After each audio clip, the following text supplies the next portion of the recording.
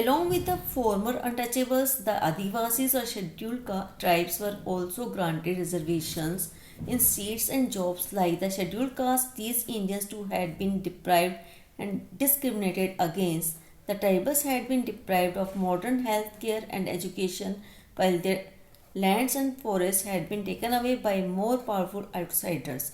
The new privileges granted them by the constitution were meant to make amends for this.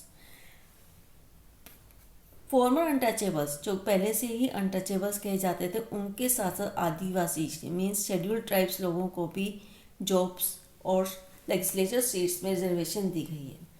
Scheduled caste की तरह ही इन Indians को भी अपने अधिकारों से या उनके साथ भेदभाव किया जाता था।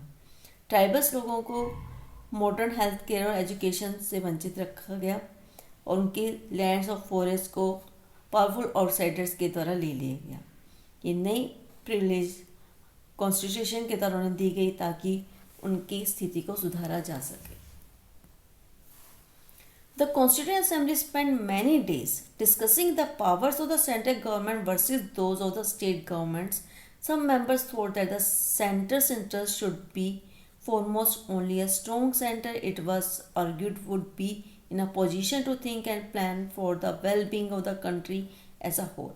Other members felt that the provinces should have greater autonomy and freedom. A member from Mysore feared that under the present system, democracy is centered in Delhi and it is not allowed to work in the same sense and spirit in the rest of the country. Constituent Assembly ने central government की power को decide करने में कई दिन लगाए। उन्होंने बहुत डिस्कशंस की।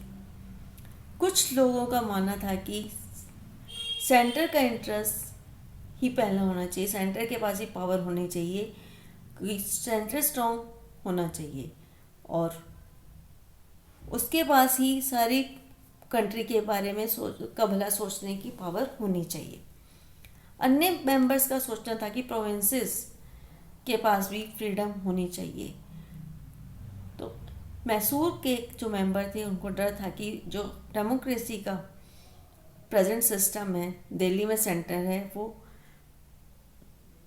अब बाकी कंट्री के लोगों को काम करने की इजाज़त नहीं देगा। A member from the Madras insisted the initial responsibility for the well-being of the people of the province should rest with the provincial governments. Madras के एक मेंबर का कहना था कि इनिशियल रिस्पॉन्सिबिलिटी, लोगों के भला चाहने की जो रिस्पॉन्सिबिलिटी है वो प्रोविंशियल गवर्नमेंट्स के पास होनी चाहिए।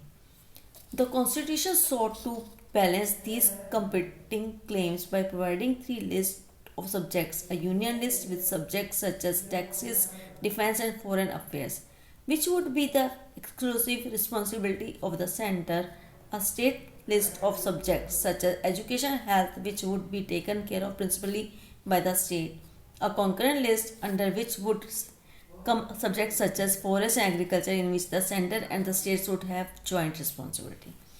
कॉन्स्टिट्यूशन ने इन सबको बैलेंस करने के लिए 3 लिस्ट सब्जेक्ट की 3 लिस्ट तैयार की। यूनियन लिस्ट, जिसमें वो सब्जेक्ट्स आते थे जिसमें टैक्सेस, डिफेंस, फॉरेन अफेयर्स के बारे में डिसीजन लिए जाते थे, ये रिस्पॉन्सिबिलिटी सेंटर की थी।